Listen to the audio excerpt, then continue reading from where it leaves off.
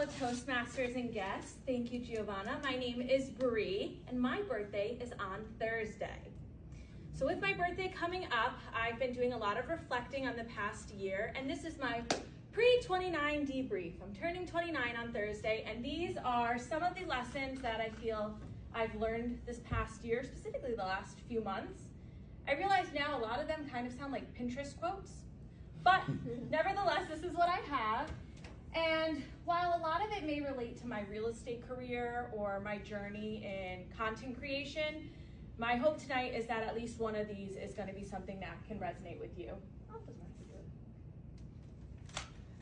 So the first one is perfectionism is strategic avoidance. It's been a while since I've heard a quote that the first I hadn't heard before. And I just heard this on a call the other day, and I felt like the guy was speaking right to me. This one struck in the gut. I was like, wow, I'm being called out right now. That's why I'm doing, today is my 4th speech in almost 2 years of being a Toastmaster, because perfectionism is strategic avoidance. I was waiting for the perfect topic. Okay, I have to have the perfect outline. What am I gonna say for 5 to 7 minutes? But if you keep having that mindset, you're never gonna get anywhere. You're never gonna come up. So, following that, do it messy. Come with your notes. Edit your notes right before you come up here. It's okay, because doing it messy is better than not doing it at all, and nothing gets better before it gets done. And honestly, it's gonna get cleaner the more and more you do it. So it's a muscle you have to exercise, just like running. The first time you get out there, it's probably gonna be one of your slowest times. First time you come out here and speak, probably gonna be one of the hardest ones. But every time you come up and do it, it's gonna get a little bit easier. Focus on the inputs, not the outputs. You can also think of it as control the controllables. We can control the effort that we put in, so the number of calls I make, the number of videos that I put out there on social media. I can't control who's answering, can't control if that lead ends up turning into something.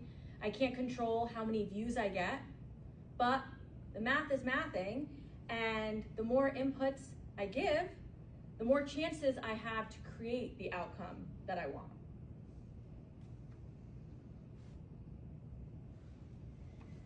Busy doesn't equal better.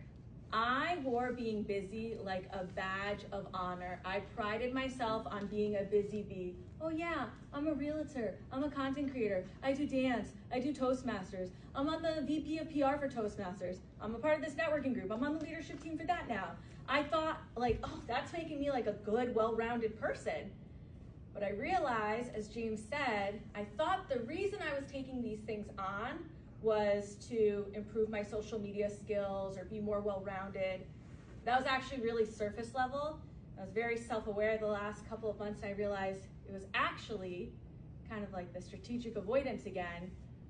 If I'm so busy doing all these other things, then I don't have time for the work I need to do or the work I want to do. So it's okay if I don't make these calls and follow up with these leads, because I didn't have the time to. I was busy doing all these things. I was busy being a good person, volunteering. I thought that was smart.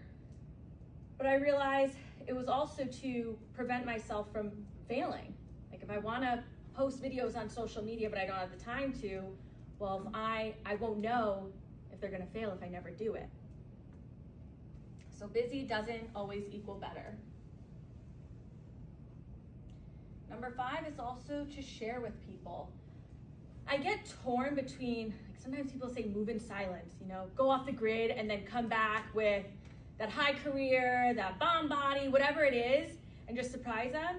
But also, sometimes you do have to be vulnerable and share with people. They might have opportunities behind doors that they have access to that you don't. And until you open up with them and share with them, they can't think of you for those things. It also creates, connection and vulnerability and accountability. The journey isn't always linear. I thought taking a step back meant truly a setback. But I've realized now that that's not the case. I think movement, no matter what it is still progress forward.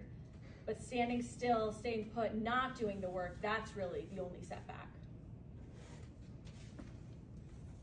So this is my pre-29 debrief. Perfectionism is strategic avoidance. Busy doesn't equal better. Focus on inputs, not outputs. Remove the barrier was one that I removed right before coming up here. Do it messy. Ta-da. Share with people. And the journey isn't linear. Thank you.